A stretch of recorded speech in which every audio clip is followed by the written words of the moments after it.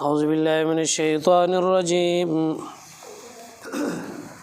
بسم اللہ الرحمن الرحیم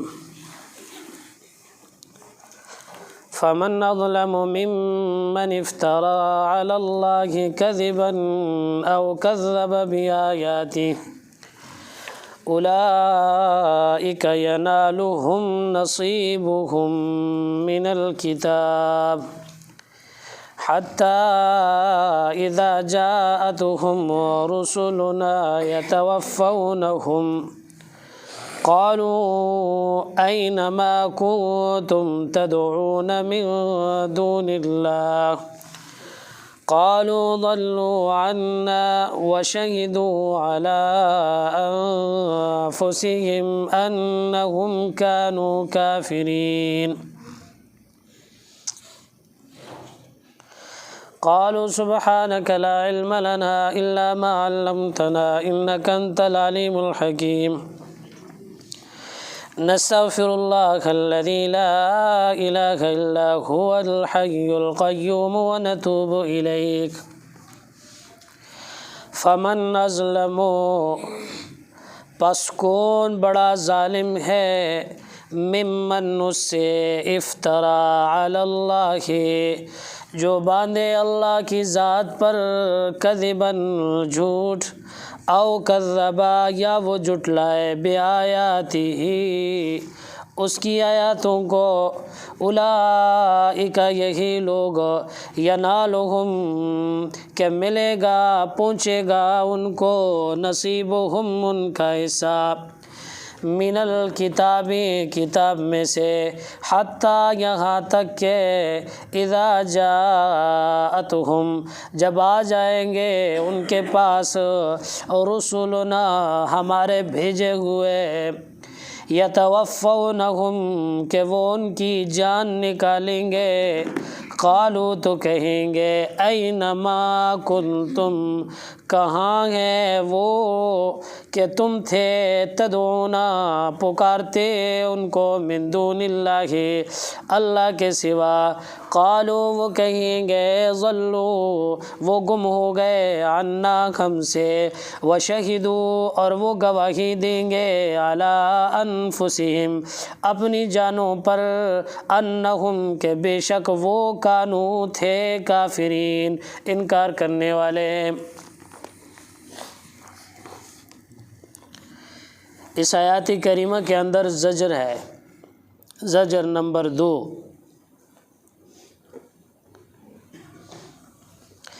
ظالم کو ڈرایا جا رہا ہے اور اللہ کی آیاتوں کا انکار کرنے والے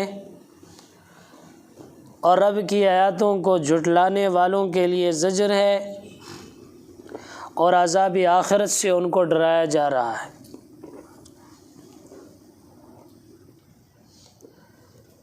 اور جب جان نکالنے والے فرشتے ان کے پاس آئیں گے تو ان کی کیا کیفیت ہوگی؟ پھر جب وہ پوچھیں گے جن کو تم اللہ کے سوا پکارتے تھے وہ کہاں ہے، تو یہ خود کہہ دیں گے آج وہ نہیں ہے۔ 60 برس جن کو پکارا تھا آج وہ کام آنے والے نہیں ہیں۔ اور یہ ظالم خود اپنے خلاف گواہی دیں گے کہ ہم ناجائز راستے پر تھے۔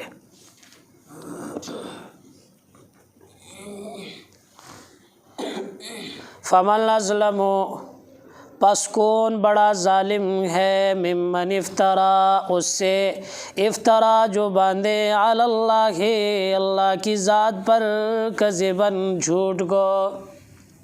فمن اظلم کون بڑا ظالم ہے، فمن اظلم ظلما فمن یقول علی اللہ ما لم یقلہ اس سے بڑا ظالم کون ہو سکتا ہے جو اللہ کی ذات پہ وہ باتیں کہے جو کسی نے نہ کہی۔ تفسیر خازن نے یوں ترجمہ کیا ہے وَمَنْ أَظْلَمُ مِمَّنِ افْتَرَى عَلَى اللَّهِ كَذِبًا اس سے بڑا ظالم کون ہو سکتا ہے جو اللہ کی ذات پہ جھوٹ باندھے۔ تفسیر خازن ترجمہ کرتے وَيَجْعَلُ لَهُ شَرِيكًا مِّنْ خَلْقِهِ کہ یہ لوگ اس ذات کا شریک بنائے اس کی مخلوق میں سے، جو اللہ کا شریک بنائے اس کی بنائی ہوئی مخلوق میں سے، اس سے بڑا ظالم کوئی نہیں ہو سکتا۔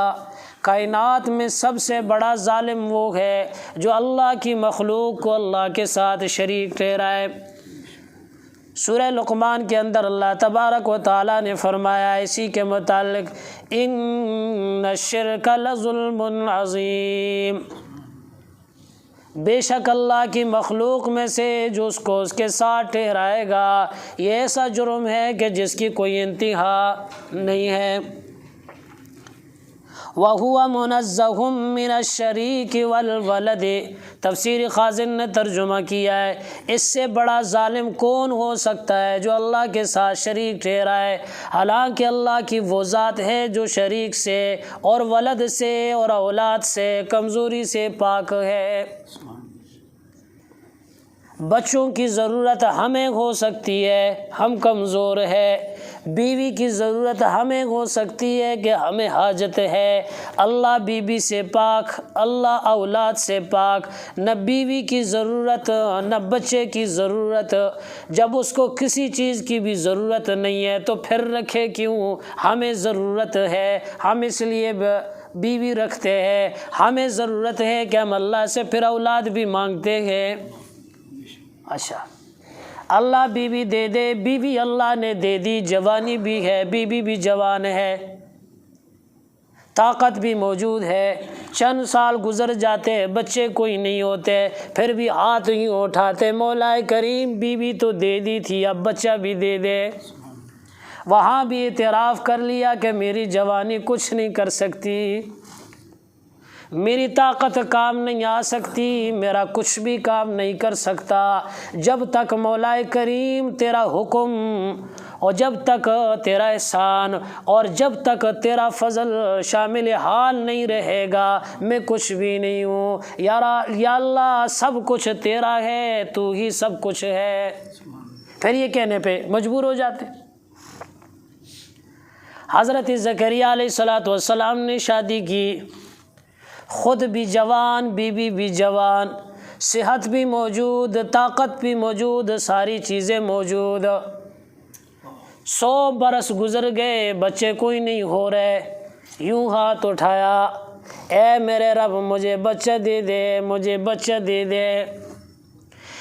انی واشتعل الراس شیبا ولم اکن بدعائک رب شقیا، مولا کریم میں بوڑھا ہو چکا ہوں، میری ہڈیاں کمزور ہو گئی ہے، میرے سر کے بال سفید ہو چکے، لیکن میں تیری رحمت سے نا امید نہیں ہوا ہوں، میری دعا کو قبول کر لیجئے گا، مجھے محروم مت بنا دیجئے گا۔ یرثنی ویرث من آل یعقوب واجعلہ رب رضیا، یا اللہ میرا بھی وارث بنا دے، آل یعقوب کا بھی وارث بنا دے۔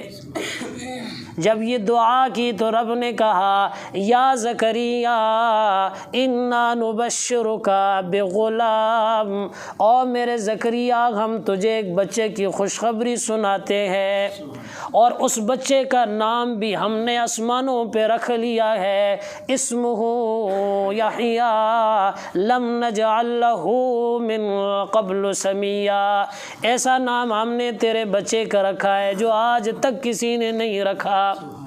جب حیران ہوئے، پریشان ہوئے، جوانی میں بچہ کوئی نہیں، بیوی بھی جوان، میں بھی جوان، طاقت بھی موجود، ساری چیزیں موجود، اب جب بوڑھے ہو چکے اب کہاں سے بچے ہو جائیں گے؟ بڑے پریشان ہوئے، پریشانی کے عالم میں اللہ سے پوچھنے لگے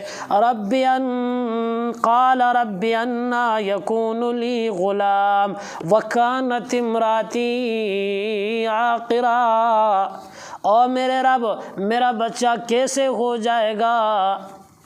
ہونے کے آثار موجود نہیں ہے، ہونے کے آثار موجود نہیں ہے، کیسے میرا بچہ ہوگا؟ وَكَانَتِ امْرَأَتِي عَاقِرًا، علماء نے عجب ترجمہ کیا، ایک نقطہ بیان کیا ہے، وَكَانَتِ امْرَأَتِي عَاقِرًا، اور میرے رب میری بیوی کے بچے جوانی میں نہیں ہوئے، اب 100 برس ہو چکے، اب کہاں سے ہوں گے؟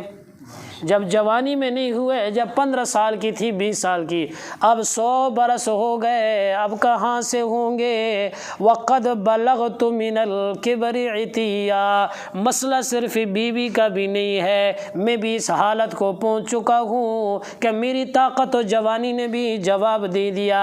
قَالَ كَذَلِكَ، رب نے کہا معاملہ یوں ہی ہے، میں دیکھ رہا ہوں تمہاری طاقت ختم ہو چکی، تمہاری جوانی ختم ہو چکی، تمہارے جوڑوں نے جواب دے دیا او میرے زکریا۔ قال ربک هو علی ہین، لیکن ایک بات سن لینا، قال ربک هو علی ہین، یہ اس حالت میں بھی بچہ دے دینا یہ رب کے لیے کوئی مشکل نہیں ہے، بہت آسان ہے، بہت آسان ہے، کوئی مشکل نہیں ہے۔ وَقَدْ خَلَقْتُكَ مِن قَبْلُ وَلَمْ تَكُ شَيْئًا، اور میرے زکریا تجھ پہ بھی ایک زمانہ ایسا گزرا ہے کہ تو بھی کچھ نہ تھا، پھر رب نے تجھے کچھ کر دیا، ایسے ہی اللہ تجھے بچہ بھی دے دے گا۔ پھر پوچھنے لگا رب اجعلنی آیا، یا اللہ میرے بچے کی کوئی نشانی تم مجھے دکھا دے۔ ہاں، امید بڑی لگی سی اللہ سے، امید اللہ سے بڑی لگی تھی، کچھ نشانی تو ہونی چاہیے، مجھے تسلی ہو جائے۔ اللہ نے فرمایا آیتک اللہ تکلم الناس 3 لیال سویا، او میرے زکریا جب سے تیرے بیوی کا حمل ٹھہر جائے گا 3 دن تو بات نہیں کر سکے گا۔ نشانی ہے، جس رات سے حمل ٹھہرے گا اس کے بعد باتیں تیری بند ہو جائے گی، اشاروں میں سے کرے گا، یہ نشانی ہے۔ دیا یا نہیں دیا اللہ نے؟ ہاں، اس سے بڑا ظالم کون ہو سکتا ہے جو اللہ پر جھوٹ باندھے؟ کس کا جھوٹ باندھے؟ تفسیر خازن نے ترجمہ کیا ہے وَيَجْعَلُ لَهُ شَرِيكًا مِّنْ خَلْقِهِ وَهُوَ مُنَزَّهٌ مِّنَ الشَّرِيكِ وَالْوَلَدِ، اس کی مخلوق میں سے کسی کو شریک ٹھہرا دے، حالانکہ رب پاک ہے شریک سے، اولاد سے، وہ اوروں کو اولاد دیتا ہے، اسے کوئی ضرورت نہیں ہے، وہ خود اولاد سے پاک ہے، اوروں کو دے دیتا ہے، ہم محتاج ہیں اولاد کے، نبیوں کو ضرورت ہے اولاد کی، رب کو کوئی ضرورت نہیں۔ نبی مانگ رہا ہے نا، نبی کہہ رہا ہے مولا مجھے دے دے، میرا وارث بنا دے۔ نبی سے اللہ کے بعد کس کا درجہ ہے جی؟ نبی کا۔ جب نبی بھی کس سے مانگ رہا ہے؟ اللہ سے مانگ۔ نبی کے بچے بھی جوانی میں نہیں ہو رہے، بڑھاپے میں کون دے رہا ہے؟ خود اعتراف کر رہا ہے کہ کچھ بھی کام نہیں کر رہا ہے جی، طاقت ساری کی ساری ختم ہو چکی ہے، چلی گئی ہے، خود نبی کہہ رہا ہے اللہ دے دے، کا کوئی مشکل نہیں ہے، اللہ بغیر اسباب کے بھی دے سکتا ہے۔ ایک جملہ یہ بھی یہاں حضرت زکریا علیہ السلام کی دعا میں سمجھایا ہے، جب ظاہری اسباب فیل ہو جاتے ہیں اس سے آگے دعا کام کرتی ہے۔ جب ظاہری اسباب فیل ہو جاتے، سارے کے سارے ٹھپ ہو جاتے، اس سے آگے کیا چیز کام کرتی ہے؟ دعا۔ دعا۔ یہاں ظاہری اسباب کوئی نہیں ہے، ظاہری اسباب طاقت میں سے کچھ بھی نہیں ہے، بیوی بھی بانجھ ہے، بانجھ، خود بھی یہ حالت ہے، بچے کہاں سے ہوں گے؟ فرمایا جوانی میں نہیں ہوئے تو بڑھاپے میں کہاں سے بچے ہو جائیں گے؟ کہا نہیں نہیں نہیں، رب قادر ہے، رب دے سکتا ہے، اس کے لیے کوئی مشکل نہیں ہے۔ فمن اظلم، پس کون بڑا ظالم ہو سکتا ہے یا ہے ممن، اس سے افطرا جو باندھے علی اللہ، اللہ کی ذات پر، کذبا جھوٹ۔ تفسیر خازن نے ترجمہ کیا وَيَجْعَلُ لَهُ شَرِيكًا مِّنْ خَلْقِهِ وَهُوَ مُنَزَّهٌ مِّنَ الشَّرِيكِ وَالْوَلَدِ، اس سے بڑا ظالم کون ہو سکتا ہے جو رب کی مخلوق میں سے اس کی مخلوق کا کوئی شریک ٹھہرا دے؟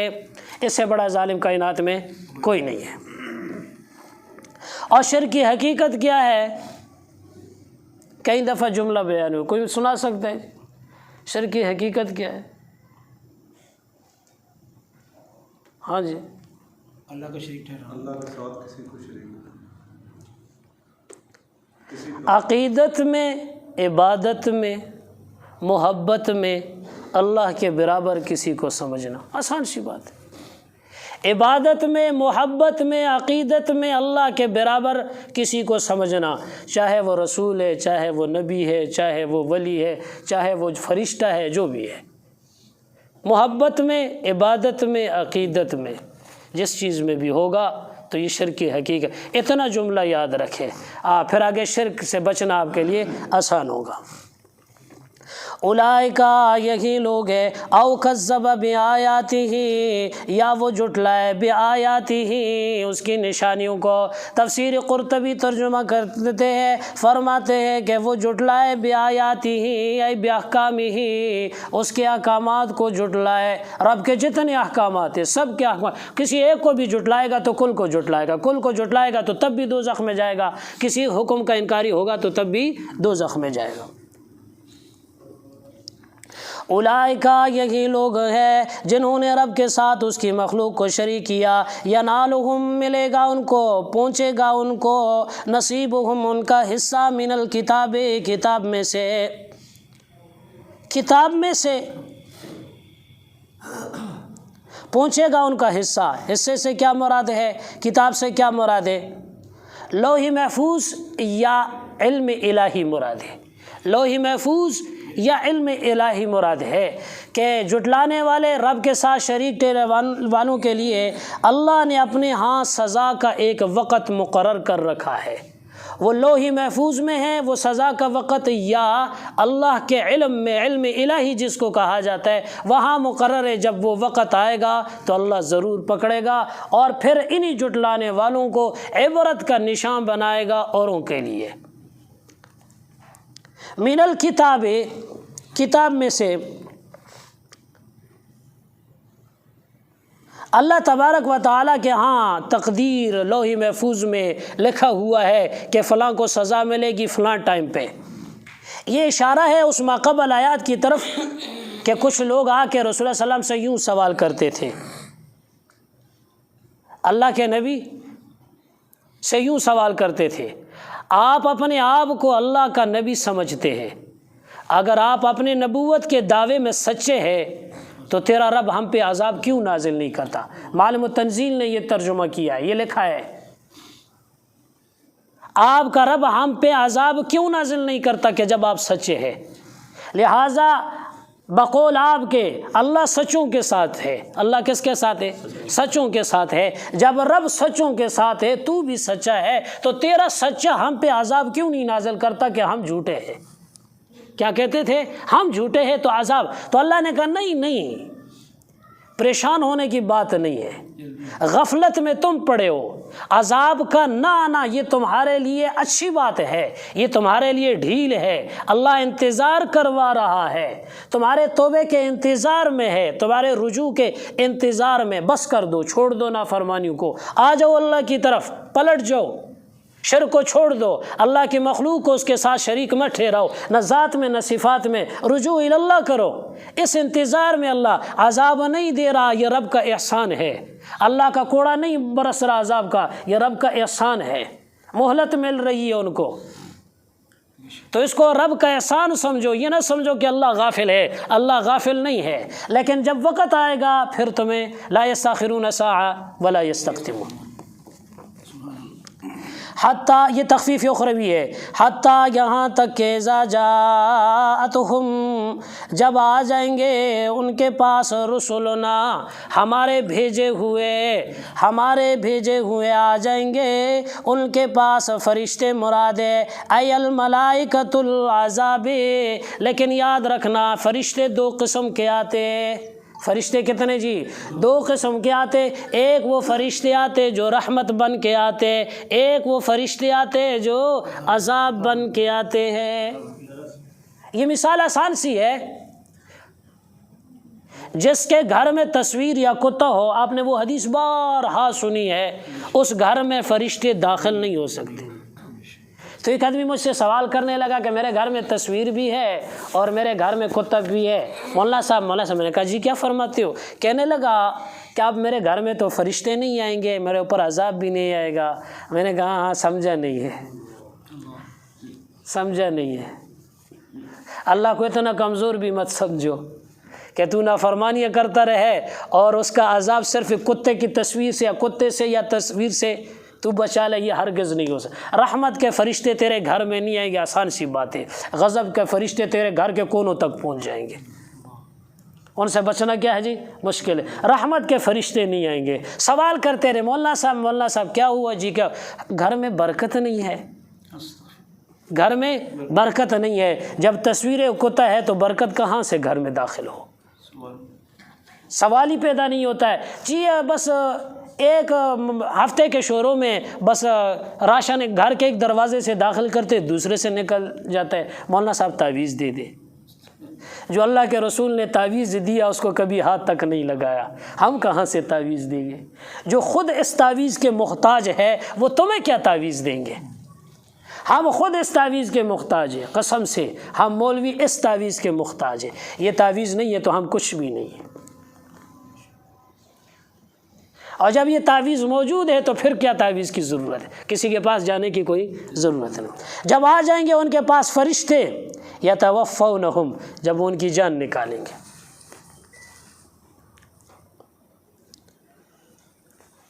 حدیث پاک میں آتا ہے نافرمان اور باغی لوگ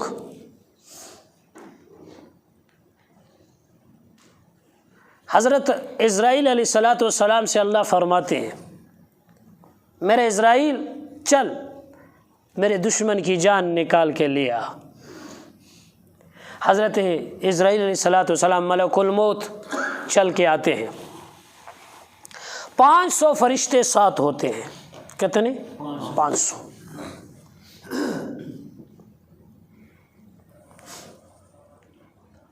حضرت اسرائیل علیہ السلام خوفناک ہیبت ناک شکل و صورت کے اندر آتے ہیں، اور ایک چھوٹا سا موٹا سا ڈنڈا ہوتا ہے ہاتھ میں لوہے کا، اور وہ دوزخ کی آگ کا بنا ہوا ہوتا ہے، اور باقی جو 500 فرشتے ساتھ ہوتے ہیں ایک تانبے کا ٹکڑا ہاتھ میں ہوتا ہے، اور دوزخ کے بڑے بڑے یا موٹے موٹے انگارے وہ بھی ساتھ ہوتے ہیں، یہ لے کے آتے ہیں۔ اور وہ جو ملک الموت کے پاس جو ڈنڈا ہوتا ہے موٹا سا، اس کے اندر کانٹے ہوتے ہیں۔ جب یہ اللہ کا نافرمان اور باغی اور شرک کرنے والا موت کا وقت قریب آتا ہے تو ملک الموت اس ڈنڈے کو اٹھا کے لوہے کا جو دوزخ کا بنا ہوا اس مردے کے اوپر، مرنے والے کے اوپر مارتے ہیں۔ وہ اس زور سے مارتے ہیں کہ اس کے وہ جو کانٹے ہیں وہ اس کی رگوں میں چبھ جاتے ہیں، اور باقی فرشتے منہ پہ اور پیٹھ پہ پیچھے جگہ پہ کوٹنا شروع کر دیتے ہیں، اور پھر اس ڈنڈے کو یوں کھینچ کے نکالتے ہیں۔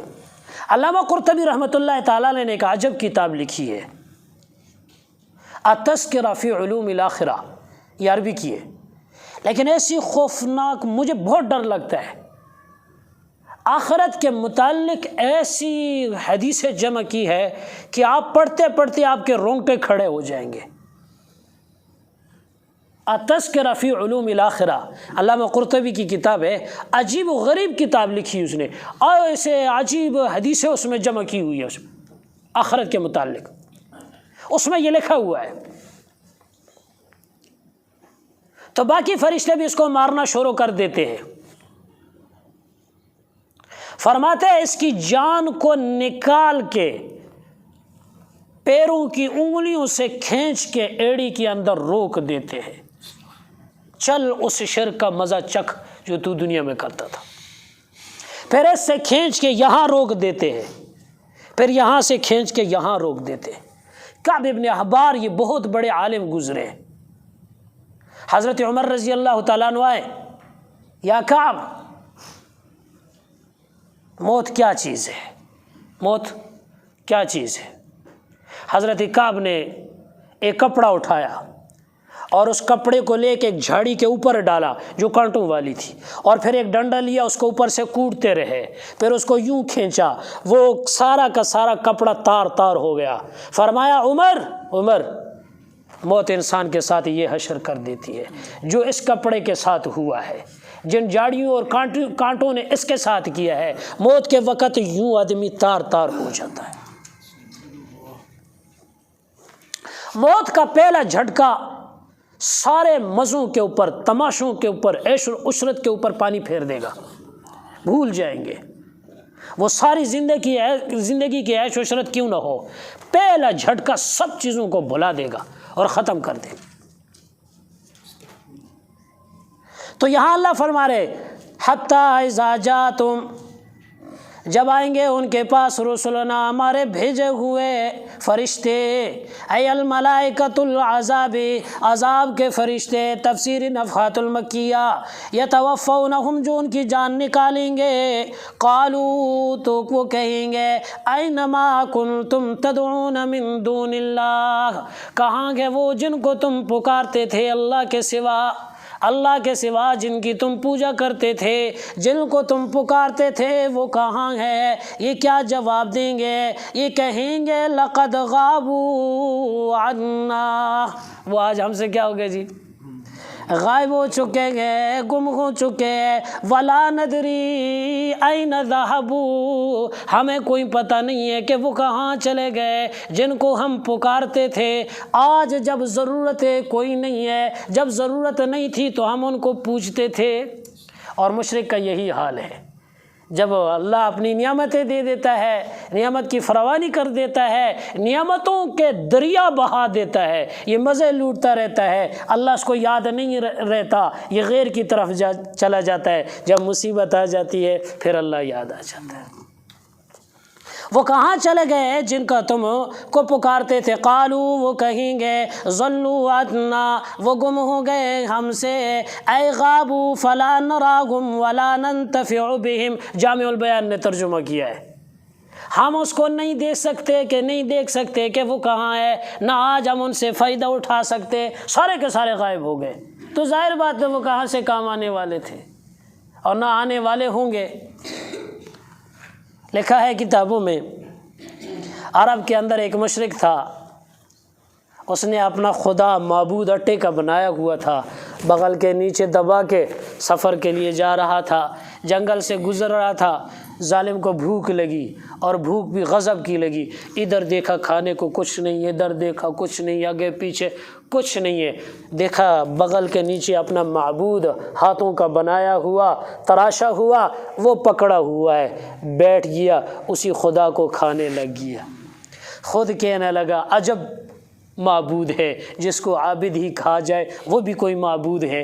دوسرے نے اپنا معبود اٹھایا ہوا کہیں جا رہا تھا، اب اس کو پیاس لگی، پیاس سے پہلے اس کو اونچی جگہ دیوار پہ، ہمارے گاؤں کے اندر اس طرح چشمے بنے ہوئے ہوتے، وہ اندر پہاڑ سے یوں پانی نکلتا ہے، ایک پائپ یا کوئی لکڑی اس کو تراش کے بیچ سے نا تو یوں لگا دیتے ہیں، اس کے اندر پانی آ کے وہ دور بہتا ہے، اور اس کے لیے ایک جگہ بنا دیتے ہیں، اس طرح کی جگہ بنائی ہوئی تھی، اس کے اوپر اس نے دیوار پہ رکھا، خود نیچے کنویں میں اترا پانی پینے کے لیے، پانی پی کے واپس گیا، وہ معبود اوپر موجود نہیں تھا، جب نہیں تھا تو دیکھا وہ اوپر سے گر کے نیچے پانی میں پڑا ہوا تھا، نیچے سے اٹھا کے یوں دیکھ کے کہنے لگا ارے تو بھی کیسا معبود ہے کہ اپنے آپ کو دیوار سے نہیں بچا سکا، اوپر سے گر کے پانی میں گر گیا، جب گر گیا تھا تو اپنے آپ کو نکال لیتا نا، تو اپنے آپ کو نکال بھی نہیں سکتا تو میری کیا حاجت پوری کرے گا۔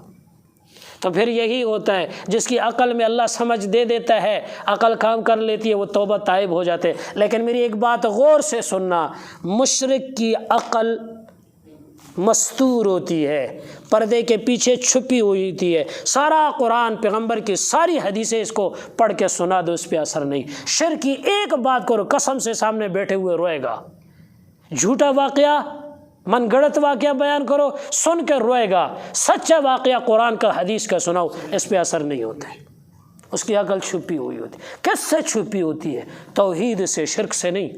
شرک کی باتیں اثر کرتی ہے، توحید کی باتیں اثر نہیں کرتی۔ قالوا تو وہ کہیں گے ضلوا عنا گم ہو گئے ہم سے، وشہدوا اور وہ گواہی دیں گے علی انفسہم اپنی جانوں پر انہم کانوا کافرین۔ تو اینما کنتم تدعون من دون اللہ، کہاں ہے تمہارے وہ معبود؟ این الالہہ التی کنتم تعبدونہا فی الدنیا وتستعینون اور تم ان سے مدد مانگتے تھے دنیا میں۔ یہ تفسیر روح المعانی نے ترجمہ کیا ہے۔ کہاں ہے تمہارے وہ معبود جن کو تم الہ سمجھتے تھے اور جن کی تم عبادت کرتے تھے اور جن کو تم مدد کے لیے پکارتے تھے، وہ کہاں چلے گئے؟ وَشَهِدُوا عَلَىٰ أَنفُسِهِمْ أَنَّهُمْ كَانُوا كَافِرِينَ، اس دن یہ اپنی ہی جانوں پہ گواہی دیں گے کہ نہیں، اصل حقیقت تو یہ ہے کہ ہم خود کافر تھے۔ اصل حقیقت صحیح بات یہ ہے کہ انہم کانوا کافرین، انہم کانوا علی الکفر والضلال، انہم کانوا علی الکفر والضلال، کہ ہم خود گمراہی پر تھے، ہم خود کفر پر تھے۔ تفسیر نفحات المکیہ نے ترجمہ کیا ہے وَأَنَّهُمْ يَسْتَحِقُونَ الْعَذَابَ الْأَلِيمَ، اور ہم خود مستحق ہے کہ درناک عذاب ہمیں دیا جائے۔ عذاب علیم کا ایک ترجمہ ہم نے کیا تھا، اگر آپ کو یاد ہے، وہ عذاب علیم کا ایک ترجمہ علماء نے کتابوں میں یہ کیا ہے، وہ عذاب جو سب سے پہلے دل کو درد پہنچائے گا۔ ایک آدمی کو چوٹ لگتی ہے نا، انگلی کو چوٹ لگ گئی تو ادھر درد ہوتا ہے، اور بعض لوگوں کو تم نے سنا ہوگا یار مجھے تو چوٹ لگی ہے لیکن چوٹ سے میرا دل درد کر رہا ہے، اور آپ نے سنا ہوگا لوگ کہتے زخموں کی تاب نہ لاتے ہوئے چل بسے۔ زخموں کی تاب، وہ کیا مطلب ہوتا ہے؟ یعنی زخم اتنا گہرا تھا کہ زخم کا اثر و درد کہاں تک پہنچا جی؟ دل تک پہنچا، اور وہ درد کو دل برداشت نہیں کر سکا، موت واقعہ ہو گئی۔ یہاں ان کو جب عذاب علیم دیا جائے گا تو سب سے پہلے درد یہاں چمڑی سے نہیں شروع ہوگا، کہاں سے جی؟ دل سے، اور جو درد دل کو پہنچتا ہے وہ بڑا خطرناک ہوتا ہے۔ تو عذاب علیم بھی دل سے پہنچے گا، بعد میں ظاہر کو آئے گا، پہلے باطن پہ اثر کرے گا، بعد میں ظاہر پہ اثر کرے گا۔ یہاں چوٹ لگتی ہے تو پہلے ظاہر پہ اثر ہوتا ہے، پھر جا کے دل باطن پہ ہوتا ہے۔ کیوں؟ آخرت کے تمام معاملات کا تعلق کس سے جی؟ دل سے۔ ایک یہ جو لکھا ہے کہ قبر کے اندر 3 سوال ہوں گے۔ قبر کے اندر کتنے سوال ہیں؟ 3 ہیں۔ میدان حشر میں کتنے جی؟ 4 ہے یا 5 ہے؟ میدان حشر میں کتنے جی؟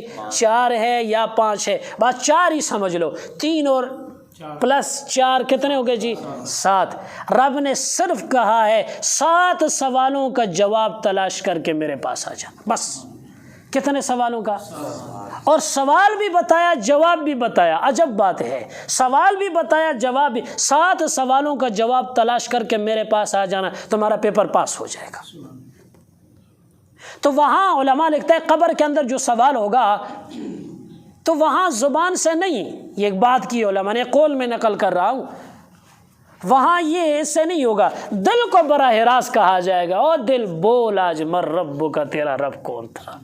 زبان تو چپ کر، تو اس سے نہیں، تو بڑی بولی ہے دنیا میں، آج مت بولا، سکوت اختیار کر، تیرے لیے یہی بہتر ہوگا۔ اور قیامت کے دن بھی مہر جب لگے گی وہاں پہ، الیوم نختم علی افواہہم وتکلمنا ایدیہم، وہاں بھی حکم ہوگا دل تو بول، تیرے ارادے کیا تھے، تیرے عزائم کیا تھے۔